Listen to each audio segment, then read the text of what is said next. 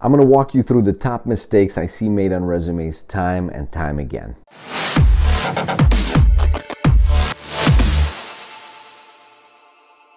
What is going on, everybody? Welcome to another video. My name is Alex. Today we're going to be talking about the top mistakes I see repeated on resumes and hopefully ones you can avoid. I've reviewed thousands of resumes for lots of different positions, especially in tech, and I can tell you that there are certain patterns that people just get wrong time and time again. I'm going to cover these top mistakes made so you can avoid them.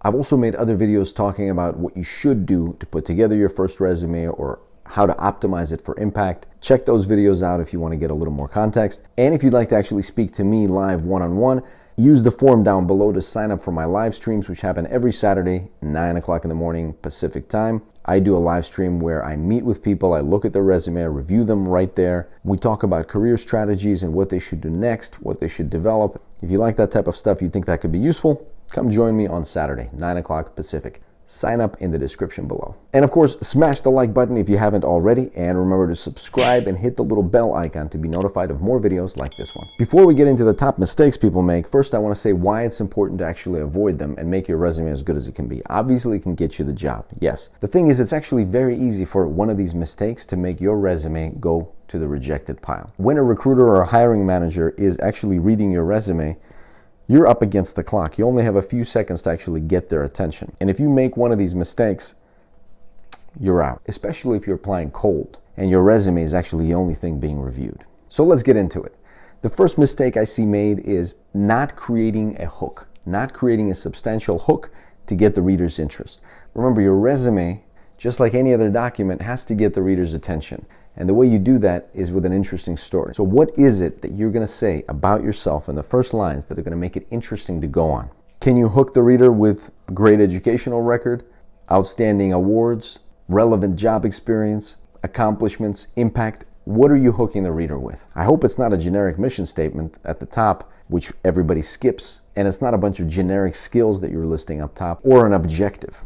It's got to hook the reader. You got to give the readers something interesting to see there, to follow. The next resume mistake I see repeatedly are people listing their responsibilities rather than what they accomplished or what the impact was. Think about it from the point of view of the hiring manager. You're looking to hire somebody to get something done, not to just do some stuff. There may be some jobs out there which require actual tasks to be done, and that's the extent of the responsibility. But if you're applying for any kind of position that requires knowledge work, then the hiring manager is not looking for a list of things you did. They are looking for what you accomplished. What was the impact of your action? If you've joined me on any of our live streams on Saturdays where I review people's resumes, the number one thing I say all the time is impact. Show the impact. Why was it important that you were at this company doing these things? What was the result of it? Don't list responsibilities, show the impact. Number 3, long bullet points, walls of text, and run-on sentences. All really part of the same thing. Let's break it down a little bit. Long bullet points. If you've got 3 or 4 or 5 lines in one bullet point, a reader is immediately intimidated subconsciously and may just skip that section entirely. Giant walls of text where there's not a lot of empty space are just more difficult to read. And any kind of resistance that the hiring manager or the recruiter feels during the review increases the chances that your resume will just be ignored and skipped. You want to make it easy for the hiring manager. You want to make it simple and interesting to get from point A to point B to point C, complete the resume, and get the callback. Run-on sentences tend to confuse the reader. If you start by saying, here's what I did in order to drive this thing and also these results, semicolon, delivered report and extra revenue, semicolon. You want to avoid run-on sentences. Any sentence structure where it's unclear or ambiguous what you're trying to get across, or you're using multiple tenses, or you're telling 3 or 4 stories in one sentence because you don't want to break it down into further bullet points, gets confusing. Anything that is confusing is difficult to process. Anything that's difficult to process increases your chances of an immediate rejection. So in general, you want to keep short, concise bullet points that tell the story, one story at a time, one story per bullet, not a giant paragraph, not a wall of text. Leave some space so that the eye can comfortably move through these pieces of information and not be intimidated by it. The same goes for complicated formatting or styling. Don't make it over the top. The simpler, the better.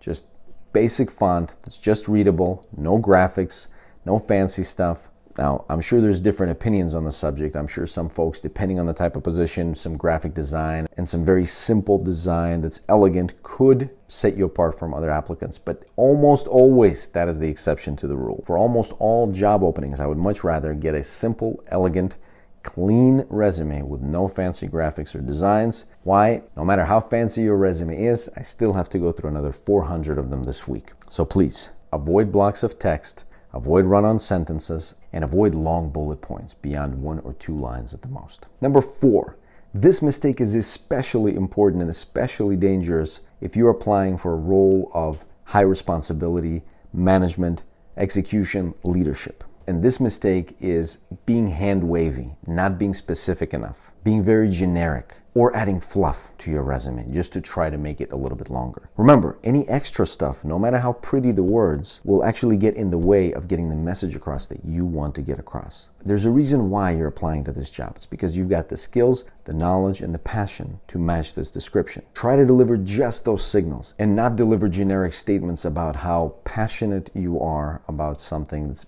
very non-specific, it's non-measurable, it's difficult to do anything with it. For instance, elements like performed extensive market research or planned key strategic objectives. They sound grand, but in reality, I don't know what they are. I don't understand what you're telling me. I don't know what this accomplished. And if you really think about it, you don't know yourself what message you're trying to get across when you say things like that. This mistake also overlaps with not being clear about what your company did or what your product was or what your job actually entailed. What was the impact that you could have delivered? So sometimes I see resumes that I just don't understand what this company did. It's got a name that doesn't explain what it does. I don't understand what the product was and who it served and what was the impact of the person working there. I just see that they did things, again, like said market research or conversations with customers or exceptional customer support service, and it doesn't really tell me about what the impact that was delivered, what was the point, and why they were a strong contributor in that company. And mistake number 5,